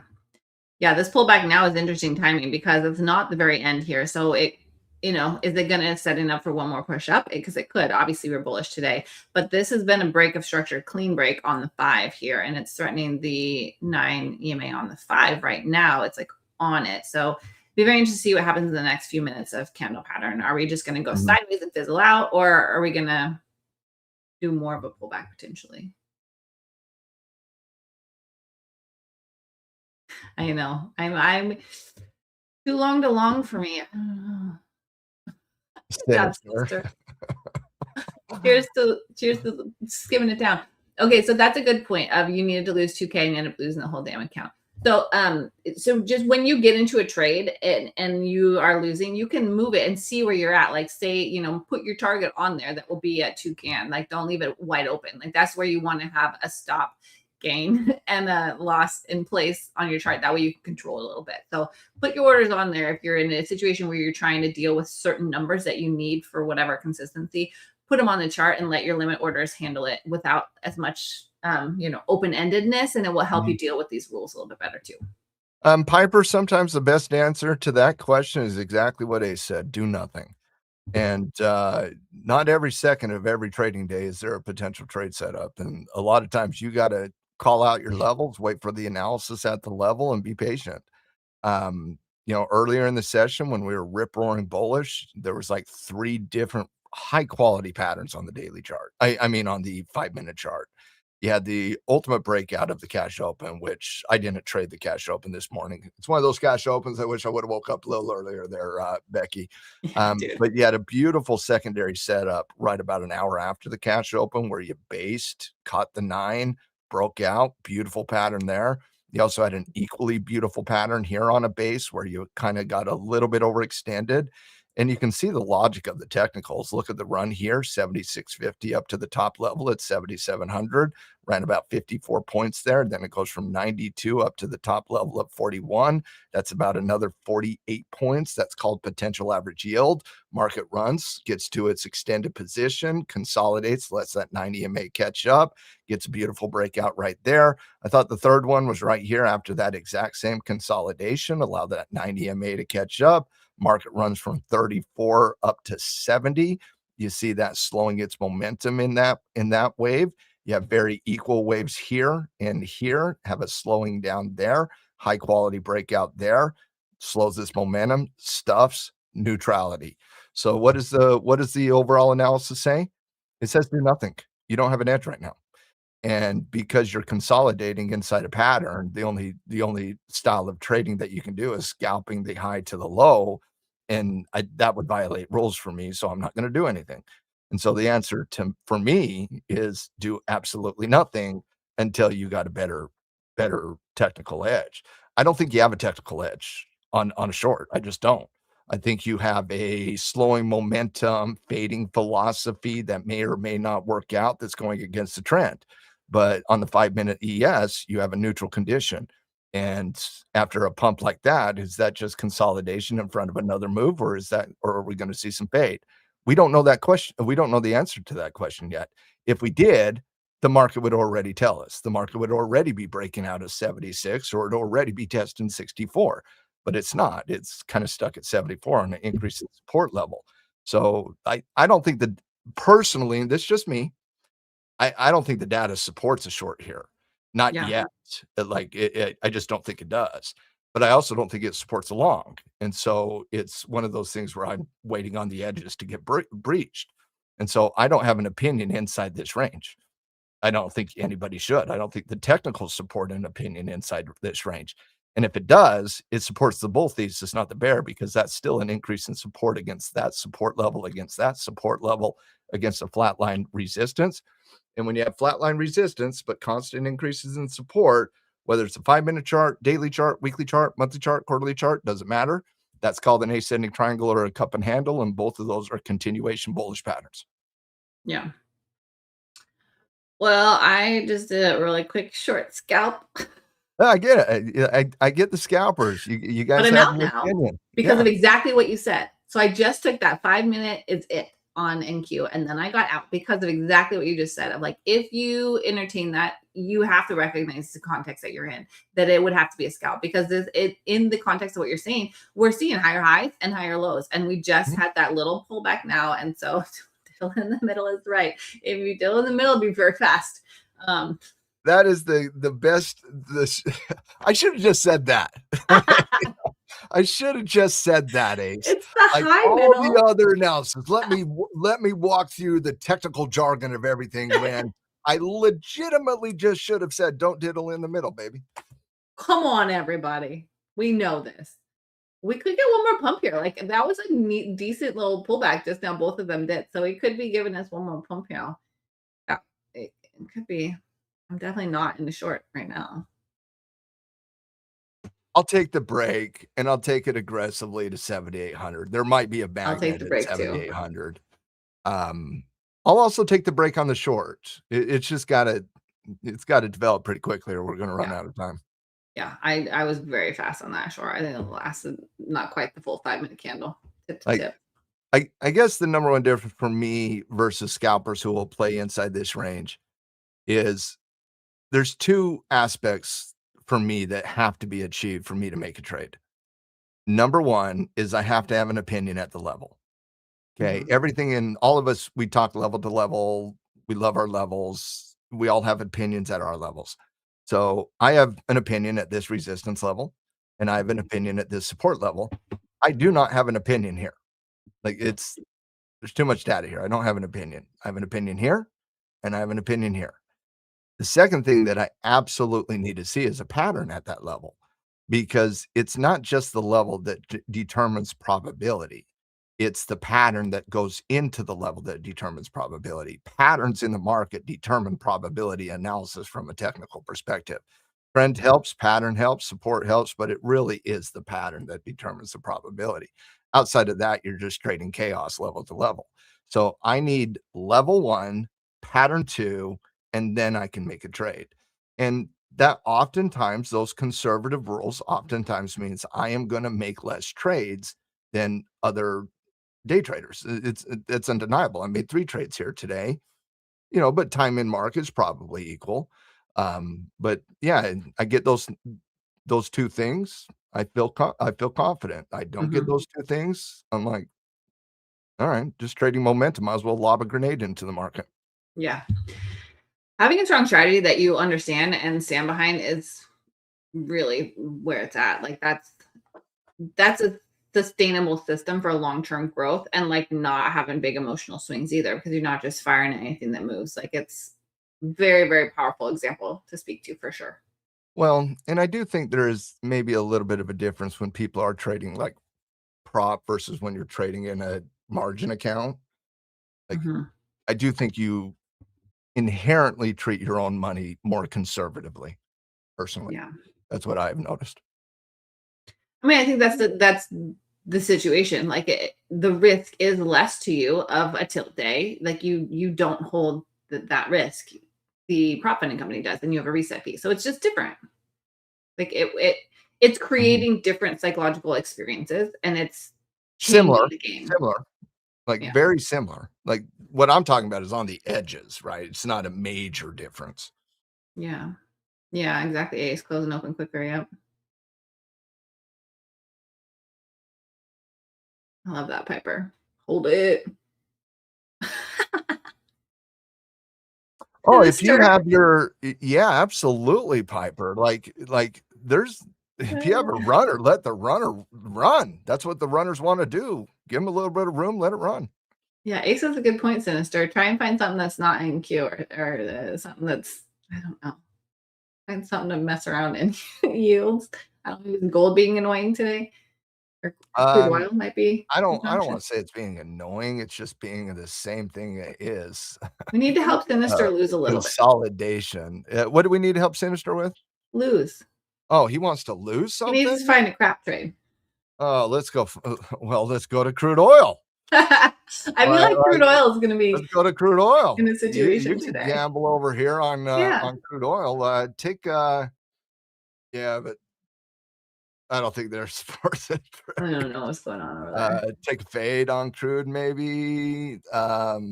Gold's meandering here today. Yeah, it Uh, might not be enough. Not doing a lot of anything, honestly. Like I broke down gold for about 45 minutes earlier today, and basically what we came across was same day, another day that ends in Y. Yeah. Keep longer term assets covered. We're not directional yet. I wouldn't say gold, I wouldn't say crude. But he Like, needs the Trump tweet in the next 20 minutes. This is yeah, the but that Trump situation. tweet could be as equally powerful to help him as hurt him. Oh God, can you imagine? We don't want that for you, censor, where you have to make like 10 grand in the rest of the week to pass. All right, I'm in long. It triggered my buy when that 5-minute candle broke up on MNQ. It's still an increase in support on both the well, I switched it to the ES. Let me get back to the NQ here.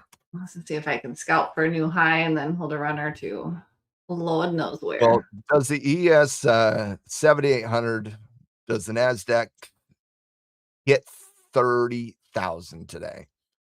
Because if it breaks, it could get to 30,000. Okay, see, that number is mentioned earlier in another like that. Yeah. This morning I would have said that's going to be a no, and now it seems Of very course, close. of course. But Yeah, like after what we witnessed today, by dude. the way, I think a lot of us are not that surprised to see the momentum once the NASDAQ got above 29,000. Like that level was such an important level to achieve. Yeah. Um, can we leave it for Thursday?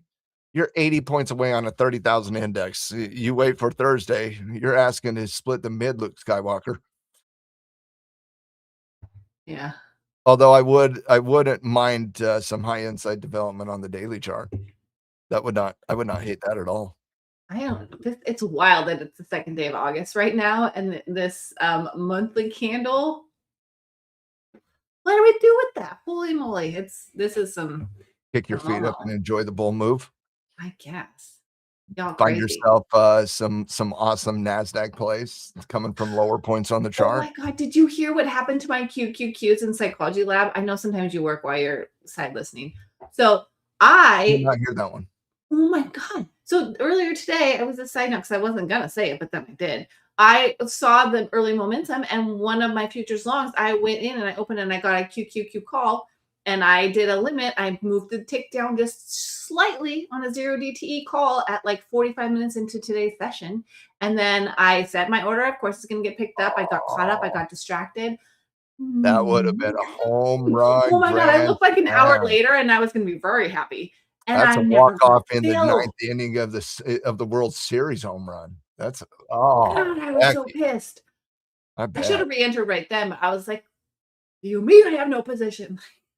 Oh man, I should have thought about that when I got cooking in the morning. I wasn't thinking about it, but I don't know that I would have held till now. I just wanted to hold it for like a nice hour. Like I literally, it just broke the high, and I was like, I should see about where my profits are at, or I don't move my stop up. That's a good idea, though. It was a good try. Fun idea. Yeah, that was a really good idea. Yeah, didn't work out. Didn't hold water. Fine. What?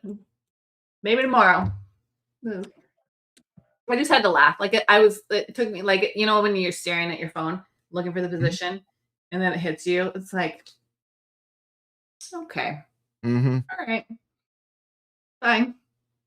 Oh, the crazy part over the last 2-day movement, though, I promise you, if you ask any trader out there, we all have missed trades in the last 2 days, like because of the momentum surge. Yeah. Yeah. We all have missed opportunities, but the reality is specifically on the NASDAQ. I would highly recommend go scan the NASDAQ. Like everybody go look at 100 stocks in the NASDAQ today. That is your job. Go look at the 100 stocks in the NASDAQ, microanalyze them, and go find yourself 2 or 3 really good reversal candidates because they're out there. They're out there. NASDAQ hasn't led anything in 2.5 months. Like and so I'm not going to be like, oh, now that the NASDAQ's outperforming over a day and a half, that's it. No, if you see this as the beginning of something, you see this as the beginning of something.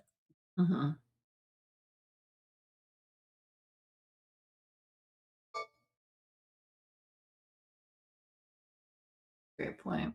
If you're including the memory chips in those stocks, yeah. Yeah, I agree. They're the whole ball game. Got AMD tonight. Yeah, we have AMD very soon. We get WDC SanDisk tomorrow. Interesting week. Arista tomorrow. Like, still very important earnings names coming down the road. Yeah. Oh, Piper, I'm so excited for SpaceX to lose money tonight. I can't believe they're already at an earnings. I guess, but I don't know. It just seems, yeah. But I mean, why wouldn't they? Of course they will. They're still a company. Has a report. Be interesting to lose money, he says. Clarify. Clarify your words, sir. No, they'll lose money. I don't have to clarify anything. They don't make money. Enlighten. Their expectation, they lose money. I don't know how hard this is. Like, come on. They don't make a profit. They are a debt-driven company that doesn't make a profit from government contracts. So in totality, their EPS expectation is a negative 24 cents, which means they are expected to lose 24 cents a share for everybody that is an investor in SpaceX. They are expected to lose money. And so, no, that's not me. That's literally every single entity on Wall Street expects SpaceX to lose money. And so No, they're just expected to lose money. Doesn't mean they're going to. They could easily come out with a beat. Most companies do beat, but Tesla was expected to lose money. You guys remember 2 weeks ago when I was talking about Tesla? I'm like, they're going to lose money, and what they do? They lost money.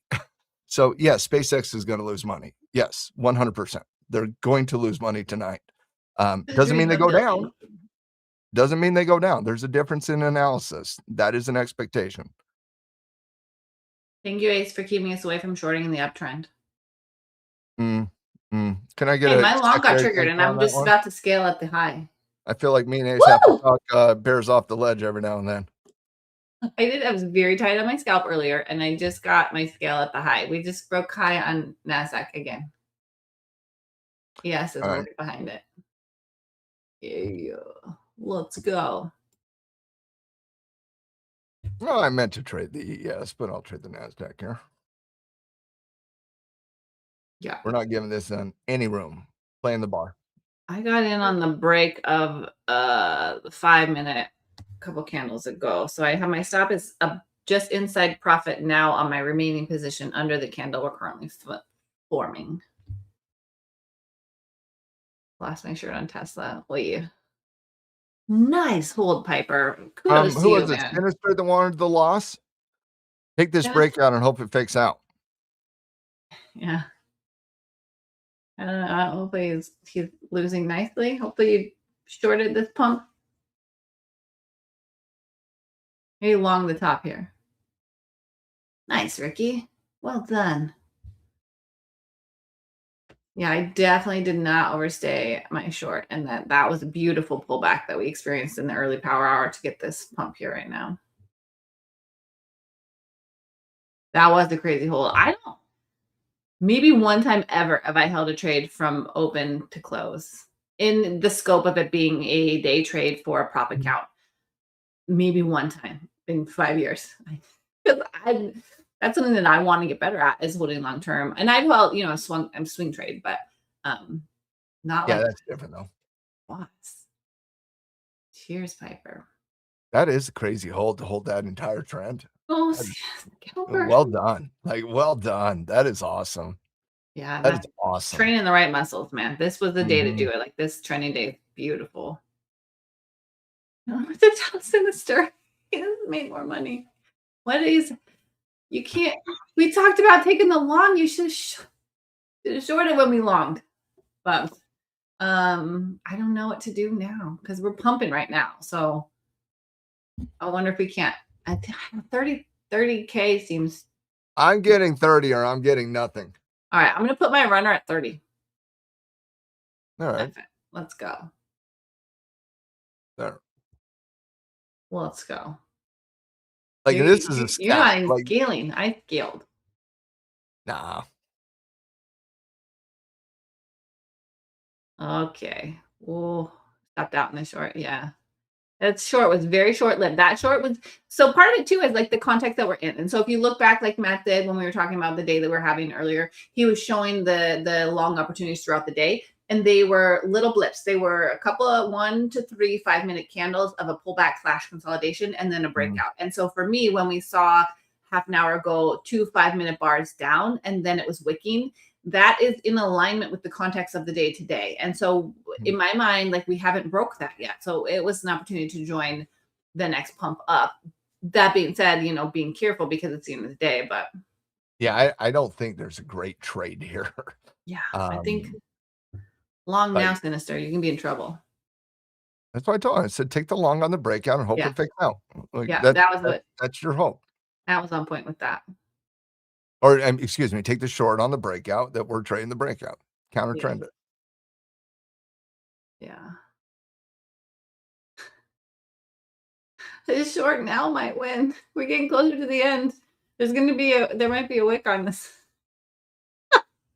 Might get a 2-cent wick. Well, I feel bad. We can't lead him to lose. We're trying to get Sinister to lose some money. We can't do it. Well, it's not us. He can't do it. That's a tricky one. We're not wired or encouraged to talk through the red ones. This is a mind F. It's a real weird philosophy. How do you teach somebody to lose money? Tricky. I think the shorts might work for you right now too. Be careful. I don't know. I think it could get real weird here in the next 12 minutes because this has been a massive day. So we could pump 30. Well, balances could be volatile here. Yeah, I think it could be really volatile right now. So make sure Mhm. you're okay with your risk if you still have a trade on. I feel kind of bad. Like I don't want his consistency to be a problem all week.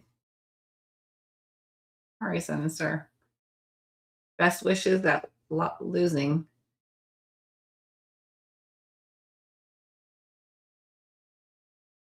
Got about 1 minute, 2 imbalances here. Mm-hmm.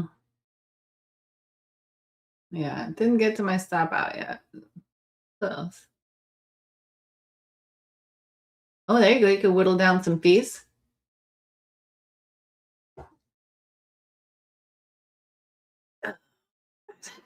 Sinister.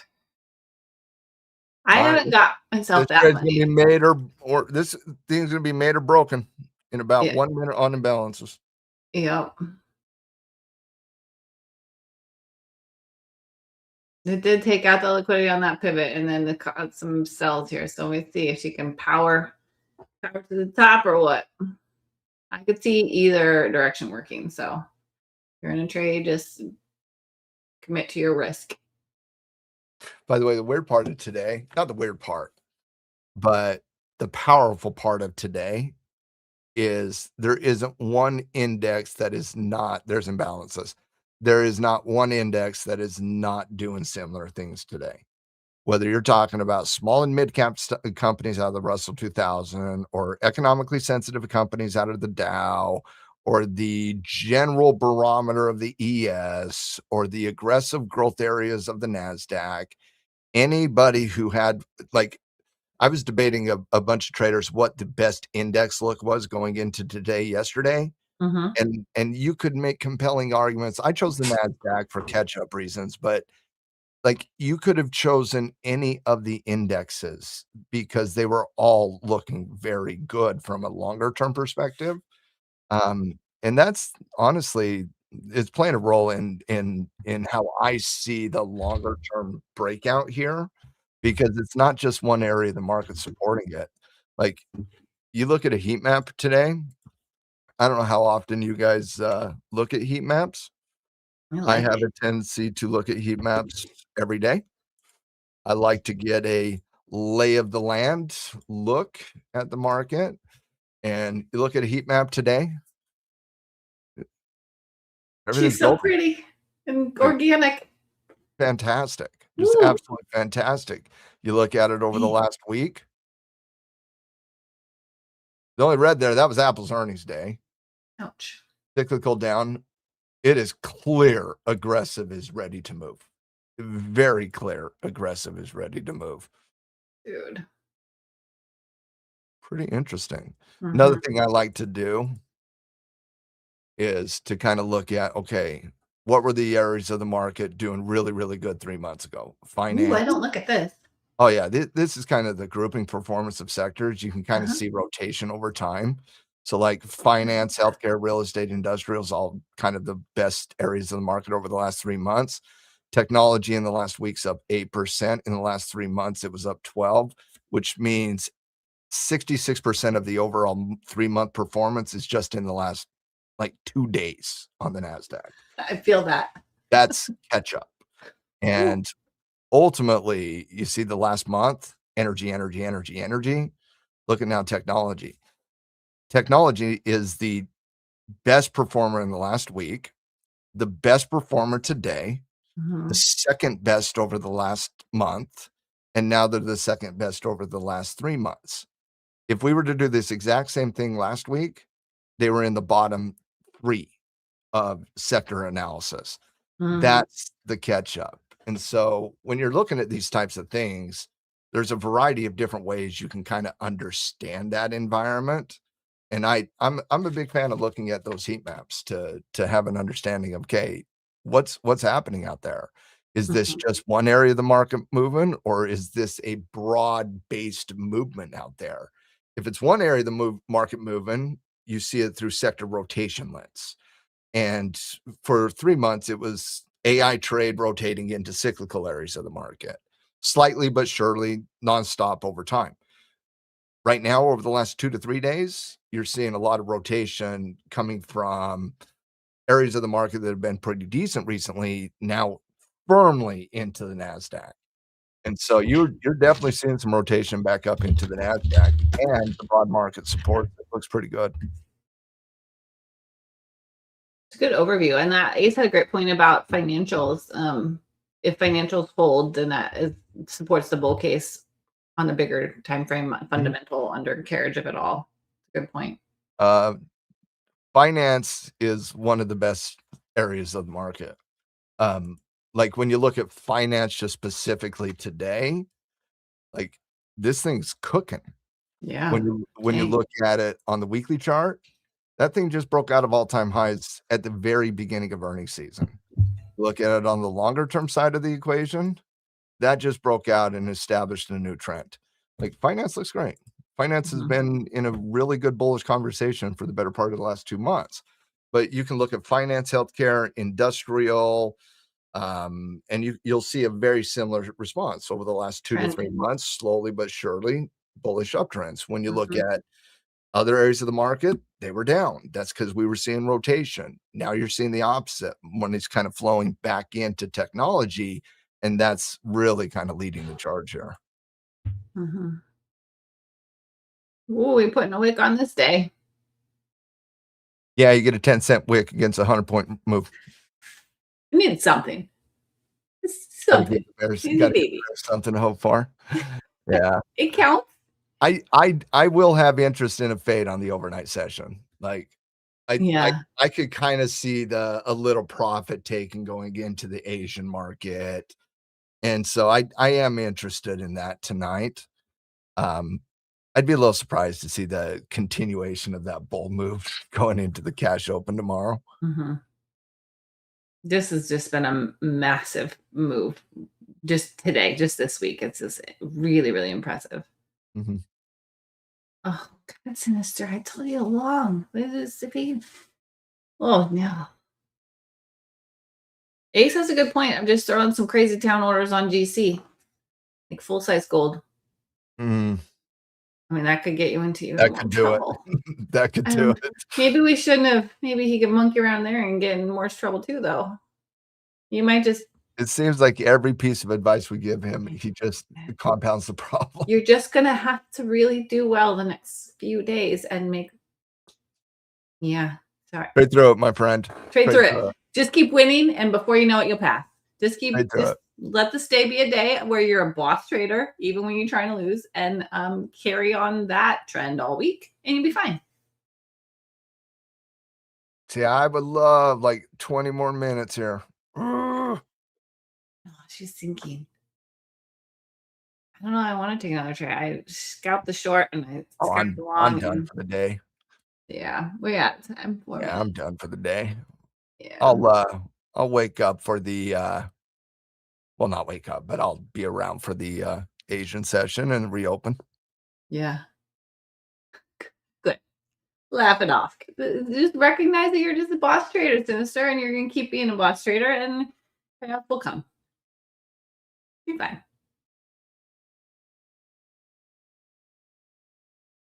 Yeah, I'm very curious how overnight and tomorrow is going to be. And gosh, I logged into BluSky TV this morning just after Mhm. market open, and Mike was, of course, in along from pre-market.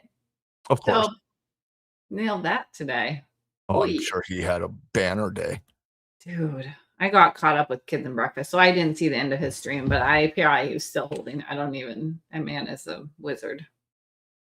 Oh, Mike is yeah, he's genius trader. Oh my god, it was super impressive. Like one of the trades was straight up his call. Like I had a fresh account and he was like, "This pullback level is it?" And I was like, "Yeah, that makes sense. It's super long." So I put my limit order at the number he called, picked up, kept flying. Yeah, I don't know what he picked up today, Ace, but I would have put the over at 50. Yeah, 60K morning. Yeah, Mhm. he literally had a full size for Mike position from pre market longs. It was gorgeous. If he was pre-market long, holy cow. Hmm. Yeah, he was in the consolidation before the pump. But straight up, it was before market open. Wild. That man is goals. Yes, that's over fantastic. 60K. And I'm sure you're right. Whew, I need to get my cowboy hat on more often Mm-hmm. and I all mean, we that. all need to start wearing cowboy hats, I think it's a real thing. I need to put that on my to-do list. like You know Samson what? Bear, We're taking the kids to the fair next week. Maybe I'll try and get like a genuine one from some the cowboy rodeo. hats. It's time. Put All that right, karma on our it's head. gonna Let's happen. go. I think next week is our fair, so give me a week and a half, guys. It's gonna happen. Well, Becky, as we come into the conclusion of a power day by the Bulls here, breaking out on absolutely every time frame, except the 5 minute time frame at this point. We're now firmly consolidation here. Got to give the Bears something there. But Like, what's your final thoughts for the team? And then we'll say our goodbyes until tomorrow. yeah, I thank you everyone for being here with the Blue Sky because it's a good vibe. It's good people, good energy, good prop fun, good rules. Just watch that consistency rule and continue to take great trades, everyone. Because the Bulls are real strong. So as your resident bear, let's be careful out there and take care of each other and speak to your community so that you don't F around and find out is what I'm telling myself to do. So I want that for all of us to be careful. And tomorrow we're gonna have to sing to Ford because he was in my psychology lab, and I thought I want to wait because I'm gonna make Matt sing with me. And I don't think he came to Power Hour. So, anyways, happy Oh, birthday no to Ford. singing. We'll have to happy birthday, Ford. I know. And I'll just second everything Becky said. Team, thank you so much for hanging out with us during Power Hour, seeing a finally a breakdown coming into the last second of the trading session. But team, hit that like, hit that share. Thanks for hanging out with us today. No doubt about that. We'll see you tomorrow for Power Hour, same time, same channel. But check out the cowboy great trader himself, Mike, in the morning. He does like just genius work every single morning. Definitely get in there and then hang out with us all day long here and finish with Power Hour. With that said, you guys have a wonderful day and we'll see you tomorrow.